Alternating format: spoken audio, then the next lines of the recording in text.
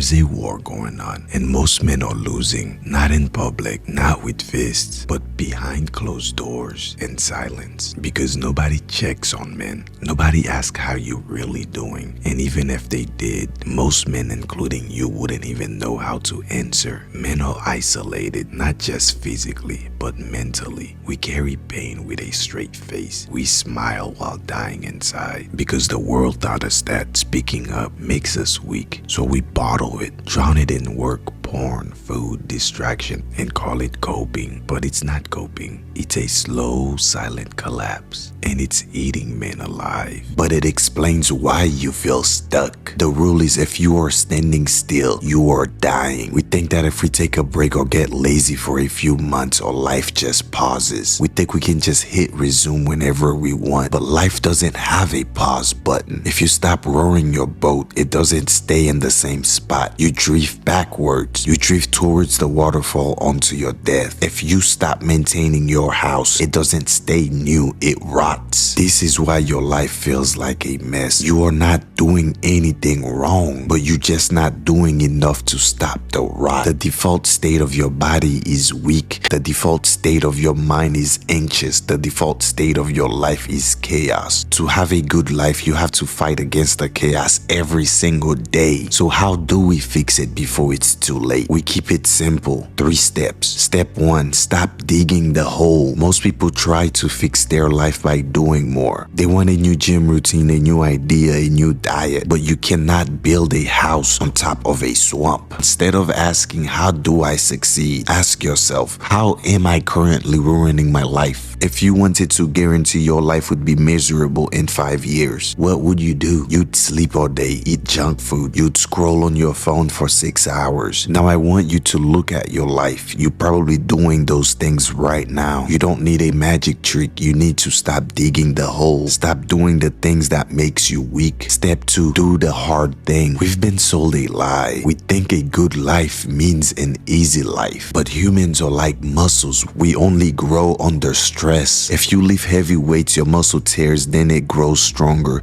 Your mind works the exact same. If your day is easy, if you never do anything that sucks, then your mind gets soft. And when life actually gets hard, you will break. If you want the cure, it's not therapy, memes, or soft talk. It's purpose, brotherhood, structure, and building something that makes you proud to wake up every day. Because no woman, no job, no title is ever gonna save you. Only you can do that. So stop isolating. Start rebuilding yourself. The world doesn't need any more numb men. It needs more men who've been through hell and came back stronger. So many times we start pushing for changes in life, or we retry to fix bad habits, and then we get that initial burst of energy, that spark, that excitement. We act like this is the last time. We tell ourselves, this is it. I'm no longer giving up. This is the version of me that finally makes it. And for a while it works. You've gotten further than last time. You are hitting the gym. You are on top of business. You are disciplined. You feel invincible. You think nothing can stop you. You are looking at the mirror and you like what you see, and life start looking at you all differently and says, oh yeah, you think you Mr. Tough Guy now, huh? And bam, it's coming to test you. It will do everything in its power to derail you, and it's usually not a fair fight. You get jumped from every direction and it turns you every which way but loose. Just when we think we are a badass, or we finally figure it all out, life identify our pressure points, and it will try to break everyone and everything around us. It wants you to abandon your routines. Think about it, right? Don't your real problems usually show up when you're finally doing something right? When you're going on the right direction, you can start seeing progress and you're getting happy. When you start getting comfortable, that's when your car breaks down. That's when people at work test you. That's when the business takes a hit you didn't see coming. It's all coordinated effort to get you to blank. Anything to distract you, anything to make you quit, even for a second, because that's all it takes. 1 second of I'll do it tomorrow, or I'm too tired today. 1 second of letting your feeling dictate your action. You woke up every morning waiting for some magical moment where you would feel ready to start, but there is no practice game. This is it. Every day you chose to be comfortable. You were building a habit. You were teaching your brain to be a loser. You are like wet cement. At At first you can move it, but if you let it sit for a year, it gets hard, and now you are trapped in the cement you poured yourself. For some reason you think that if you stand still, you stay in the same place, but time is like a river flowing backward.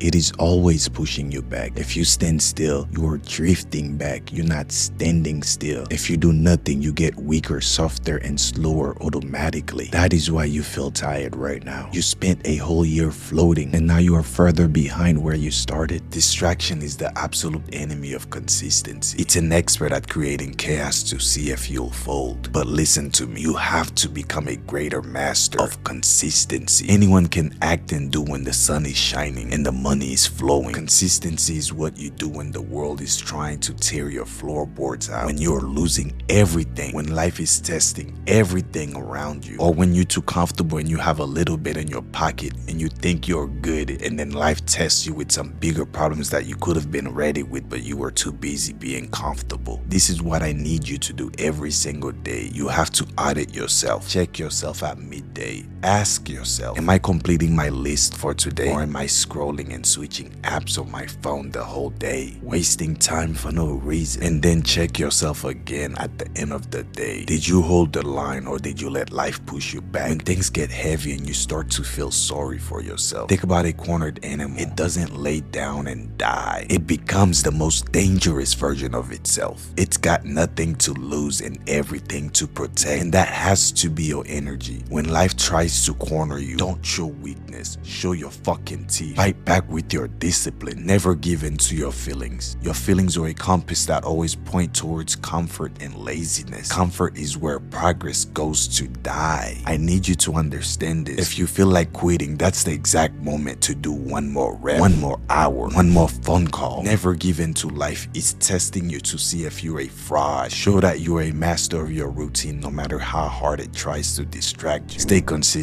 Stay dangerous. Remember, subscribe, you bastards.